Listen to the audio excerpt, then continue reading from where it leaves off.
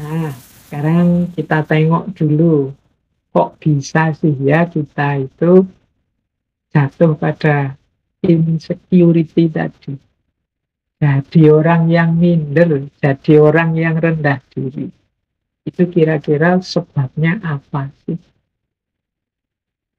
Nah, yang pertama, yang paling sering mempengaruhi kita, sehingga kemudian kita minder, sehingga kemudian kita rendah diri, merasa insecure dengan diri kita sendiri, itu adalah persepsi kita sendiri. Jadi cara berpikir kita sendiri, cara kita mempersepsi diri kita, menganggap diri kita. Bahkan mungkin orang lain tidak menganggap kita begitu.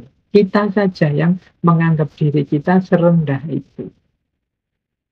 Seperti quotes yang kita bahas minggu lalu ya, kalau kita saja menghargai diri kita serendah itu, bagaimana orang bisa menghargai kita tinggi?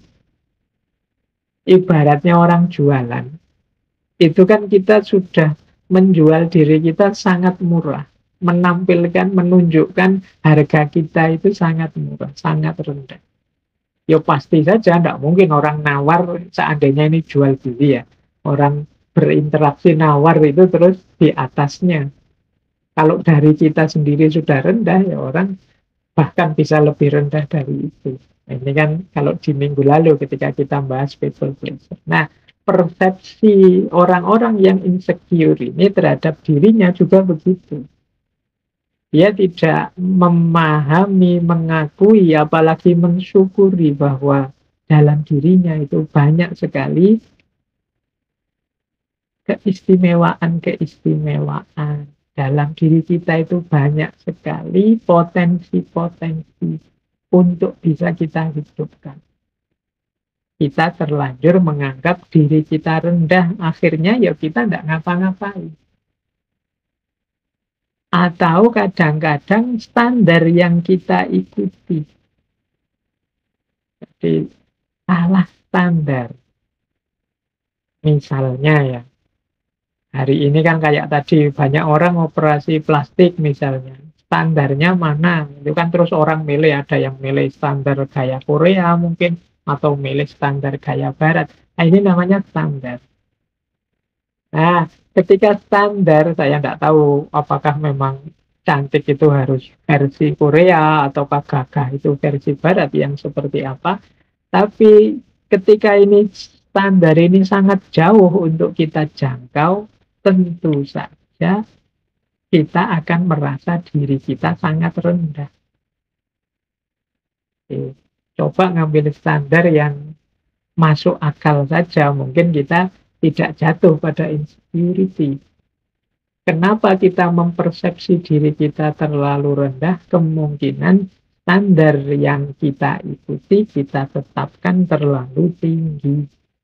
Atau terlalu tidak nyambung dengan kita. Akhirnya ya kita menganggap diri kita benar-benar rendah. Padahal ya kayak kasusnya operasi plastik tadi ya kan, setiap orang itu kan kalau dari sisi estetika itu kan ada teori yang jenisnya subjektivitas. Jadi cantik, indah, harmonis dan lain sebagainya itu ya hubungannya dengan persepsi masing-masing subjek. Bagi seseorang mungkin sesuatu itu sangat indah, tapi bagi orang lain bisa biasa-biasa saja. Nah, ini urusannya standar. Jadi akar kenapa sih orang kemudian menganggap dirinya sangat rendah, dirinya sangat tidak penting, jangan-jangan mengukurnya terlalu jauh. Bukan berarti salah, tapi standar yang terlalu jauh ini membuat kita merasa diri kita terlalu rendah sehingga tidak semangat untuk mencapai ke sana. Akhirnya berhenti. Ah, apalah aku ini. Nah, ini yang pertama biasanya. Yang paling banyak sebenarnya yang pertama. Persepsi kita terhadap diri kita dan juga standar-standar yang kita ikuti. Yang kedua, yang jadi akar dari situasi yang kita alami adalah emosi, atau mungkin kita pernah mengalami trauma-trauma, atau kita pernah dikecewakan, kita pernah disakiti, kita pernah mengalami trauma-trauma dan lain sebagainya. Nah, ini bisa juga membuat orang kemudian insecure. Misalnya merasa tidak dicintai orang tua, misalnya orang tuanya pilih kasih ada yang di anak emaskan, ada yang di anak tirikan, misalnya. Nah, itu kemudian dia merasa terluka, batinnya merasa, oh mungkin aku ini orang tidak penting, mungkin aku ini anak yang tidak diinginkan, anak yang jelek sehingga orang tua tidak milih aku. Nah, ini terus muncullah rasa insecure. Mungkin kita pernah ditinggal orang yang kita cintai, ditolak orang yang kita cintai, kita sudah tekad-tekatan nembak kok ya ditolak. Apalagi nolaknya pakai argumen lagi. Argumennya menyakitkan. Wah, saya mohon maaf ya, tidak siap jadi pasanganmu karena kamu begini sih, kamu begitu sih, kamu jelek sih, kamu apa sih, kamu itu sih ya. Akhirnya kita terus down, drop, mengalami trauma. Oh berarti aku ini jelek, oh berarti aku ini tidak pantas punya pasangan, oh berarti. Ah, ini luka batin. Ini juga sering melahirkan insecure. Akhirnya kita besok-besok tidak berani lagi nembak. Besok-besok kita mikir-mikir dulu kalau mau mencari pasangan. Jadi emosi, luka batin, trauma ini sering melahirkan rasa aku tidak cukup baik, aku ini ternyata jelek, aku ini ternyata tidak layak dicintai, tidak layak disukai, dan lain sebagainya. Apalagi kalau ini kemudian dihubungkan dengan yang lebih besar, misalnya orang salah persepsi memahami takdir misalnya. Selama ini kan kita selalu, kalau ada orang mengalami musibah itu kita yang nuding bahwa wah kamu itu banyak dosa, makanya oleh Allah diberi azab. Ini kan nunjuk keluar. Ada yang lebih ngeri lagi, yang ditunjuk dirinya sendiri terus. Wah, ini kok ngalami bencana ya. Jangan-jangan bencana ini gara-gara dosaku. Jangan-jangan bencana ini gara-gara kelakuanku. Jangan-jangan bencana ini gara-gara kesalahan-kesalahanku selama ini. Akhirnya dia begitu marah, begitu kecewanya dengan diri. Nah, ini juga jenis emosi. Jadi, orang tidak nyaman dan tidak aman terhadap dirinya, itu bisa karena persepsi, bisa karena emosi. Kalau persepsi tadi ya pikiran-pikiran kita sendiri. Kalau emosi itu muncul dari trauma-trauma, luka-luka batin yang selama ini mungkin kita alami. Ada kalanya juga karena lingkungan, pengalaman sehari-hari.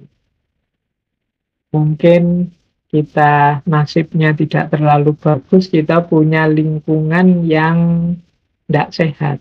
Misalnya lingkungan yang selalu mengecilkan kita, lingkungan yang tidak menganggap kita, lingkungan yang tidak menghitung keberadaan kita. Nah, ini juga membuat kita terus jadi minder, merasa kecil. Sejak kecil misalnya, kalau kita usul selalu dibantah, selalu ditolak. Sejak kecil misalnya kalau kita melakukan sesuatu selalu ditertawakan, tidak pernah dihargai. Nah, ini juga jadi akar munculnya insecurity. Jadi, lingkungan sekeliling itu bisa membentuk pola pikir aku ini rendah, aku ini lemah, aku ini inferior. Nah, selain pengalaman dan lingkungan, ada pula pop culture atau tren. Nah, kalau ini budaya pop atau tren-tren yang beredar di sekeliling kita. Ketika kita tidak update, ketika kita tidak mengikuti tren yang berjalan, kita terus merasa, aku ini apa sih? Aku ini kurang gaul, aku ini ketinggalan zaman, aku ini masa lalu. Nah, ini bisa juga. Jadi kita tidak mengikuti tren, kita tidak update, kita jadi orang yang tidak ngerti ini, tidak ngerti itu, tidak bisa ini, tidak bisa itu, sesuai kemampuan anak hari ini, akhirnya kita insecure. Misalnya teman-teman kita hari ini main gamenya sudah main game-game kelas tinggi yang sekarang sedang hits itu. Nah, terus kita kok nggak bisa main game seperti itu? Nah, terus kita insecure. Sekarang semua orang mengikuti drama Korea yang judulnya ini itu. Kok kita nggak ngikuti? Akhirnya dalam obrolan kita merasa, ternyata aku ini nggak update, nggak nyambung terus kalau ngobrol sama teman. Nah, ini juga sumbernya insecure. Jadi, seolah-olah itu hal yang sangat penting. Kemudian ketakutan. Nah, kalau hubungannya dengan ketakutan ini ya setiap orang punya ketakutan-ketakutannya sendiri. Tapi dalam insecurity ini ketakutan itu membuat kita kemudian tidak ngapa-ngapain. Membuat kita menarik diri dari kehidupan nyata. Jadi saya tidak tahu teman-teman pernah merasa begini enggak? Yang pertama merasa bodoh. Bodoh banget kok ya aku itu. Kok enggak pinter toh ya, aku kok balik-balik ini. Ini rasa ini, kalau enggak dikontrol, enggak hati-hati, akan jatuh pada insecurity. Akhirnya kita disuruh ngapa-ngapain terus, wah enggak berani saya itu bodoh saya itu enggak pinter saya itu kalau ngomong agak enggak rapi, agak pelekak-pelekuk Nah, ini rasa ini akan membawa kita pada insecurity. Kalau kita terus-terusan seperti ini ya, kita ada di state insecure. Ini kan diksi yang sering kita dengar di sehari-hari biasanya sesama teman. Apalagi kalau kita punya teman pinter, sudah. Pokoknya kita identifikasi diri kita itu sebagai orang yang bodoh. Atau yang kedua, tidak penting. Apa sih aku ini? Ya apa sih aku ini? Aku ini ya orang biasa, bukan keturunan siapa-siapa. Bukan keturunan orang besar, bukan keturunan kiai, habib, bukan keturunan. Aku ini tidak penting sama sekali. Tidak usah dihitung lah. Nah ini kalau kita punya feeling, punya rasa seperti ini, kita membaca, mengidentifikasi diri kita di titik semacam ini, ya kemungkinan kita punya gangguan insecurity tadi. Ini penting ya kita coba kita punya rasa seperti ini enggak saat kita membaca diri kita. Apa memang misalnya teman-teman merasa minder karena bukan keturunannya orang besar misalnya. Apa memang menurut teman-teman keturunan orang besar itu sesuatu yang penting misalnya. Atau nilai di kelas itu sesuatu yang sangat penting sehingga disitulah parameternya kita bodoh atau tidak bodoh dan lain sebagainya. Yuk coba kita telusuri apa kita punya gejala-gejala seperti ini atau kita merasa di bawah standar dalam hal apapun, mungkin dalam hal kekuatan, mungkin dalam hal kecerdasan, mungkin dalam hal pergaulan. Misalnya teman-teman merasa, wah aku ini tidak gaul ya, aku itu kalau sama teman itu kaku misalnya. Nah terus kita semacam kecewa dengan diri kita sendiri. Wah aku itu tidak cocok ya kalau diajak acara-acara seperti itu, aku itu orangnya itu sulit. Itu pada kita sendiri. Nah ini kita merasa kita ini di bawah standar. Kita ini tidak sama dengan yang lain, kita ini ya levelnya level-level bawah. Ini jenis-jenis insecurity. Atau kita merasa berbeda dan mungkin kita cenderung merasa orang lain mesti tidak suka dengan kita. Ya kayak tadi misalnya, wah teman-temanku itu loh kalau diajak bergaul itu kok asik-asik ya, tapi aku orangnya kok tidak asik. Terus kita merasa mesti teman-teman tidak suka padaku. Mesti teman-teman tidak suka gayaku, akhirnya kita menyendiri. Nah ini rasa berbeda dan rasa tidak disukai ini mungkin indikasi bahwa kita ini terkena sindrom insecurity. Rasa tidak aman, rasa tidak nyaman dengan diri kita sendiri.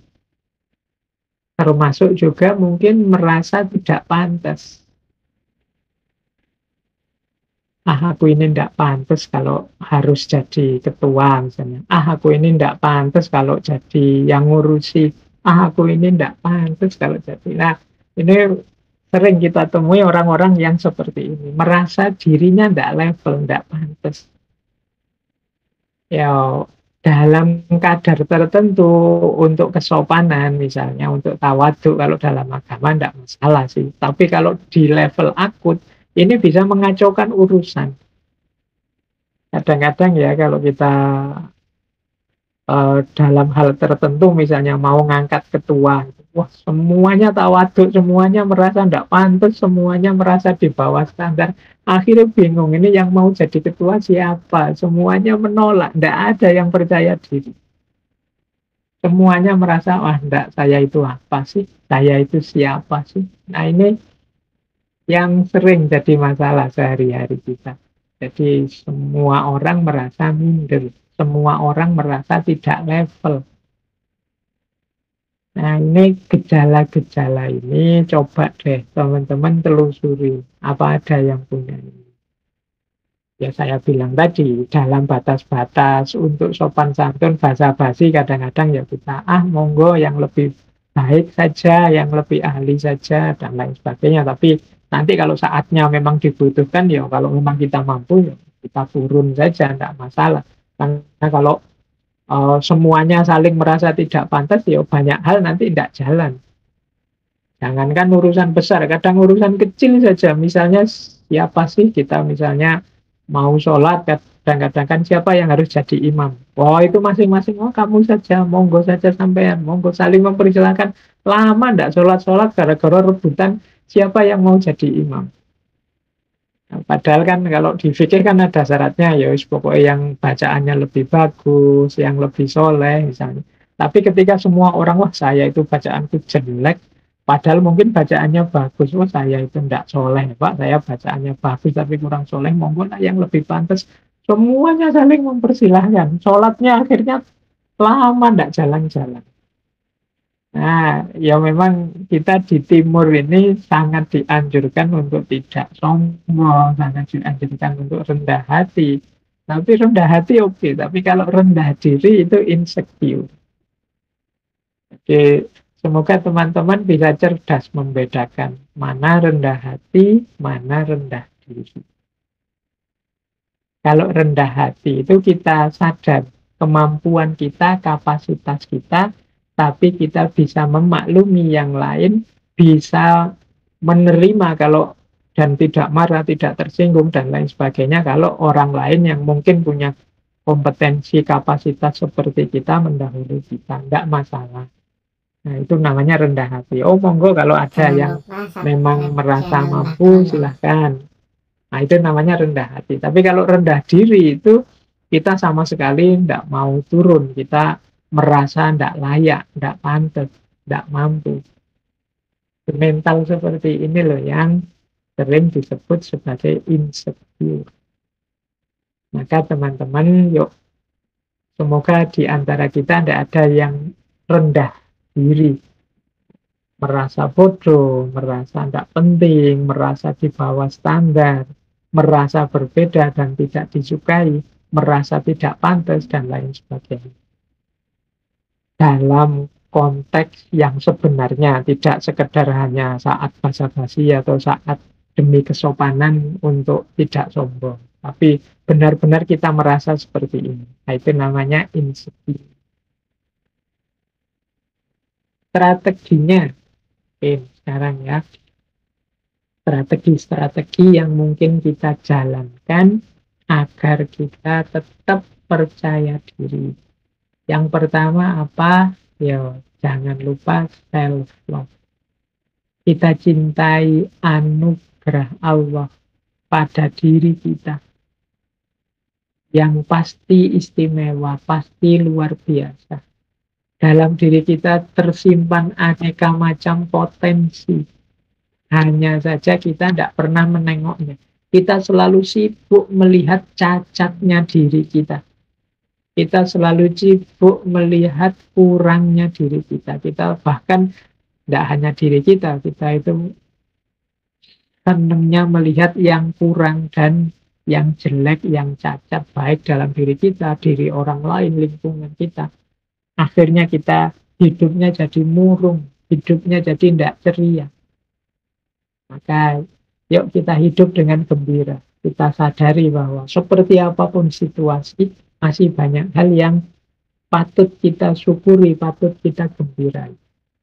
Itu strategi yang pertama. Strategi yang kedua, tidak usah terlalu aktif membanding-bandingkan diri kita dengan orang lain. Jadi tidak apple to apple.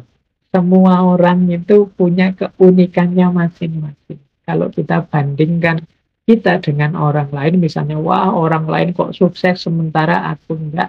Ya mungkin suksesnya dia tidak semata-mata karena dia bakat sukses atau dia beruntung sukses. Dia sudah melakukan usaha, sementara kita hanya mengeluh saja. Kalau kita melakukan usaha sekeras dia, mungkin kita sesukses dia, bahkan lebih sukses dari dia. Tapi kita sering membandingkan diri kita dengan orang lain di level bahwa betapa bagusnya orang lain dan betapa jeleknya aku. Wah, kok ada orang cantik, ganteng-ganteng seperti itu ya, kok aku kalau ngaca kok minder sendiri aku. Ya karena kita bandingkan dengan mereka yang standar kecantikan, standar kegantengannya beda. Coba kita pakai standar yang berbeda, mungkin keputusan kesimpulan kita beda. Tentang kekayaan juga begitu. Tentang jabatan, pangkat juga begitu. Kita sukanya membandingkan dengan orang lain. Maka untuk biar kita tidak jatuh pada insecurity, yuk mari latihan untuk tidak membanding-bandingkan diri kita dengan orang lain terus-menerus.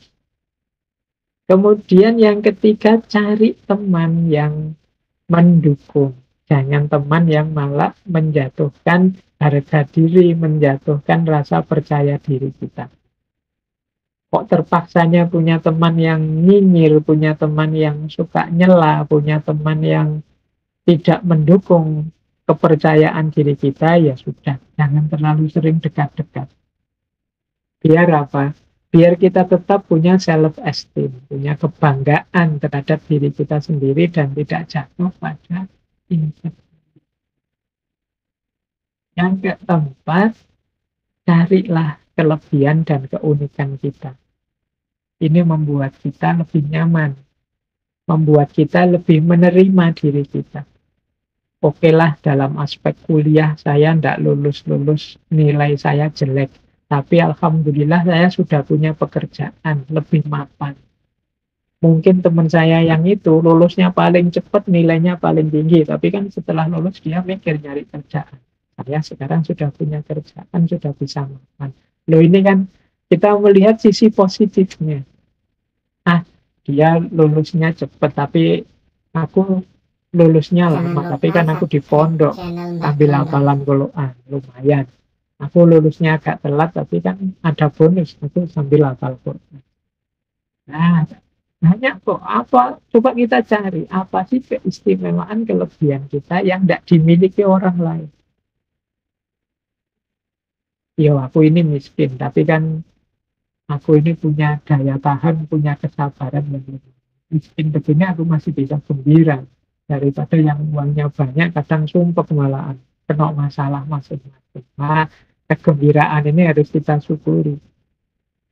Nah, ini yang harus kita banyak temukan dari diri kita. Biar tidak isinya mengeluh. Kalau kita sudah bisa menemukan kelebihan, keunikan, saatnya kemudian untuk kita bersyukur. Mari kita syukuri. Orang yang bersyukur itu orang yang bahagia. Orang insecure itu sulit bersyukur karena dia melihat kurangnya diri. kesulitannya dirinya. Ya, kalau orang merasa kurang, merasa sulit, bagaimana dia bisa? Tidak mungkin nanti jatuh pada la in syakartum la azidannakum. Tidak mungkin ditambah oleh Allah, wong ya dia sulit. Efeknya apa? Ya, kalau ini sebenarnya sudah bisa ditebak secara logis. Orang yang mengalami insecurity itu kalau terus-menerus begitu, yang jelas dia cemas, pesimis, dan tidak bahagia. Karena terhadap dirinya sendiri saja dia tidak nyaman. Dia tidak merasa puas. Akhirnya apa? Dia serba pesimis dan tidak bahagia. Merasa rendah, tidak percaya diri, putus asa, depresi, kesepian, merasa tak berharga. Dalam situasi yang parah, bahkan ada yang, wah, apa sih gunanya aku hadir ke dunia ini? Apa arti keberadaanku? Bahkan ada yang sampai ingin mengakhiri hidup. Makanya tadi saya bilang, yuk kita bareng-bareng untuk lingkungan kita, untuk sekeliling kita, saling membantu untuk menegaskan diri kita bahwa kita ini manusia-manusia yang sama-sama berharga. Kalau hari ini kan banyak itu pertarungan saling menjatuhkan, saling merendahkan. Ini menurut saya eman-eman waktu dan energi kita untuk saling bertarung, saling menjelekkan, saling menjatuhkan. Akan lebih kondusif, nyaman, enak hidup ini kalau kita saling mendukung, saling menguatkan, saling menumbuhkan rasa percaya diri bahwa kita mampu, kita bisa. Jangan sampai nanti generasi yang akan datang lahir menjadi generasi yang cemas, pesimis, rendah diri, depresi, kesepian. Orang-orang yang mengalami insecurity semacam ini hidupnya pasti lelah. Lelah itu karena dia mikir dirinya sendiri yang tidak memenuhi standar-standar seperti yang dia harapkan. Kalau bisa dia ingin lari saja dari kenyataan. Dia tertekan karena tidak cocok antara ideal yang ada di pikirannya dengan kenyataan yang ada di depan matanya. Jadi dia akhirnya ingin lari dari kenyataan. Fisiknya lelah, batinnya lelah. Makanya dia punya kecenderungan, saya bilang tadi, kalau dalam situasi sangat parah, ini perlu psikolog, perlu psikiater. Hari ini banyak hal yang membuat kita jatuh pada insecure. Mari kita bareng-bareng untuk menyembuhkan rasa minder, rasa tidak percaya diri. Nah, saya lanjutkan. Jangan lupa subscribe channel Mbah Nah, Kunau. sekarang kita lihat manifestasinya. Orang-orang insecure itu biasanya kemudian punya 5 ciri ini dalam keseharian. Mari kita bantu kalau ada teman-teman yang terjebak di dunia insecurity ini. Yang pertama apa? Biasanya dia tidak ingin keluar dari zona nyaman. Diajak apa-apa susah. Jadi maunya ya seperti itu saja. Hidup begini saja. Aku jangan diajak apa-apa. Jangan diajak aktivitas ini, aktivitas itu yang selama ini belum pernah aku lakukan. Karena aku takut gagal. Karena aku takut tidak mampu. Karena aku takut tidak bisa. Jadi akhirnya apa? Dia tidak ingin keluar dari zona nyaman. Dia stuck di situ terus. Nah, itu ciri-ciri berarti kemungkinan dia memang punya sindrom insecurity. Perlu dibantu bareng-bareng untuk menumbuhkan rasa percaya dirinya. Yang kedua, biasanya cirinya yang lain suka membandingkan diri dengan orang lain. Dan memandang rendah dirinya sendiri. Nah, ini 2 dan 3 ini sekaligus. Jadi setelah banding-bandingkan itu biasanya justru menganggap dirinya, aku dibandingkan kamu tidak ada apa-apanya. Kamu sih enak, kalau aku orang miskin tidak seperti kamu. Kamu sih enak, aktif, kalau aku orang bodoh tidak seperti kamu. Kamu sih enak.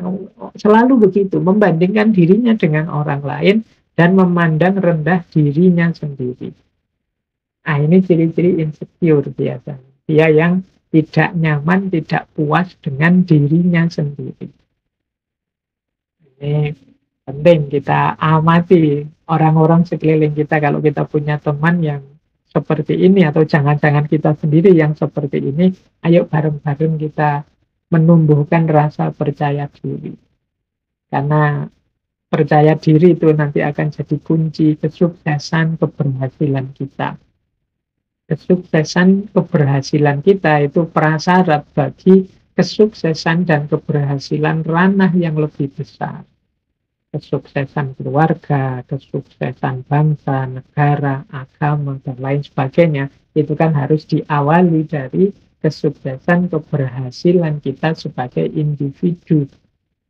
Kalau kita sebagai individu menganggap diri kita bukan apa-apa, menganggap diri kita terlalu rendah, terlalu lemah, ya sulit nanti kita sebagai pribadi sukses. Kalau sebagai pribadi kita tidak sukses, bagaimana kita sukses dalam keluarga? Bagaimana lebih besar lagi sukses dalam negara, sukses dalam agama, dan lain sebagainya. Maka kita cermati gejala-gejala ini, semoga tidak banyak ada dalam diri kita.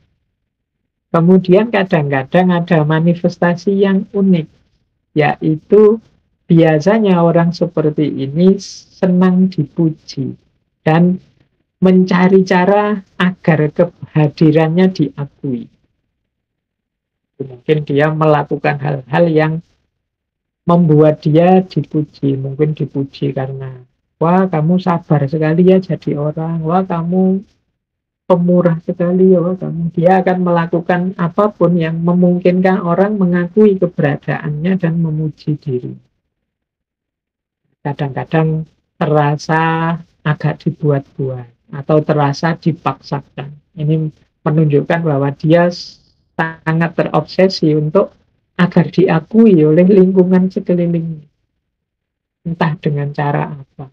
Nah, ini mungkin ciri-ciri orang yang justru insecure. Jadi, karena dia tidak yakin bahwa dirinya mampu, dirinya bisa, maka dia menunggu pengakuan dari orang lain bahwa dirinya bisa, bahwa dirinya mampu. Kadang-kadang pengakuan itu unik dicari secara negasi. Dicari secara negasi itu misalnya saya dan teman saya punya cara hidup yang berbeda.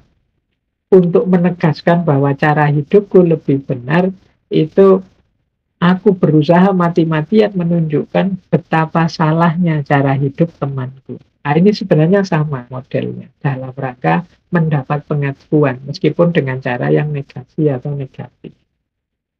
Intinya dia ingin diakui dan dipuji orang bahwa kamu mampu, kamu bisa, kamu besar, kamu benar, dan lain sebagainya. Nah, yang terakhir biasanya yang kelihatan manifestasi dari insecurity ini, orang cenderung menghindari interaksi dengan lingkungan sekitarnya. Jadi karena dia merasa tadi minder, orang minder itu kan lebih cenderung menarik diri dari keramaian. Nah, inilah manifestasi dari orang yang punya gejala insecure tadi.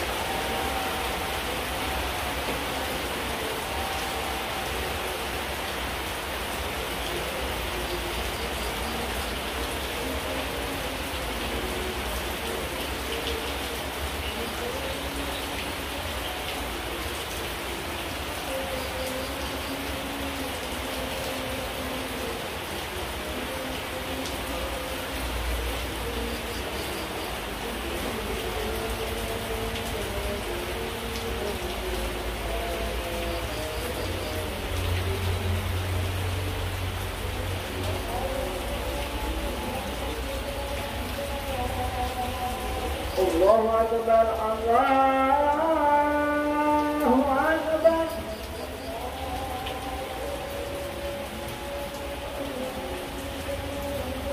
الله أكبر الله أكبر أشهد أن لا إله إلا الله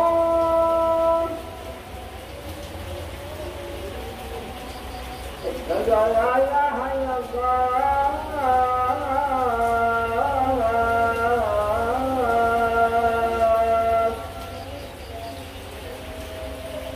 أشهد أن محمدا رسول الله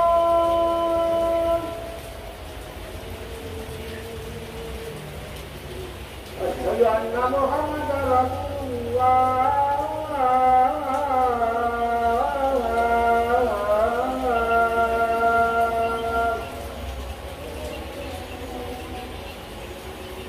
حي على الصلاة